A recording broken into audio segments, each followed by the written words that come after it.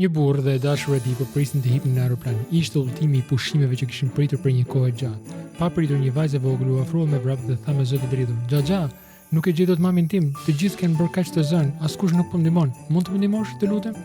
Burri ngriu për një moment, pastaj shikoi të dashurën e tij. Ajo vret dhe tha ftoft: "Jemi gati për të nisur. Ky është udhëtimi që kam pritur. A do ta prishësh atë?" Burri tha butësisht: "Me prit, unë kthehem para se të ngrihet avioni." Gruaja tha me inat: "Nëse nuk kthehesh para fluturimit, nuk do të më shohësh më kurrë." "Mos u shqetëso", tha ai, duke larguar shpejt me vajzën. Ai e çoi atë në dhomën njoftimeve të aeroportit. Gruaja tek recepcioni ndihmoi duke bërë një thirrje për fëmijën e humbur. Burri i tha vajzës: "Qëndro këtu, mami yt do të dëgjoj thirrjen dhe do të di për ty." Vajza pohoi me kokë, por syti kishte ende plot frikë. Burri u kthye për t'u larguar, por ndaloi pas disa hapësh. Më pas u kthye. "Ndoshta do të pres me ty", i tha ai. Vajza fshiu lotët dhe buzëqesh. Koha kalonte, por ende nuk ishte asnjë shenjë nga nëna.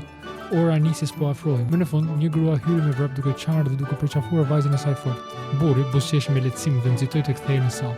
Por porta ishte mbyllur tashmë, dhoma ishte bosh. E dashura dhe valigjet e saj ishin zhdukur. Vetëm valigja e tij ishte ende aty.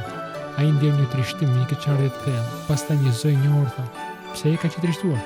Ai ngriti kokën. E dashura e tij ishte aty, duke buzëqeshur. "E ndrova fluturimin ton", tha ajo. Zëri i burrit u drodhi. "Mendova se të humba për gjithmonë." "Jo", tha ajo butësisht. "Por tani e di", zgjodha burrin e duhur. "Nëse je dakord, lëre një koment në poshtë, zoti Bekoft."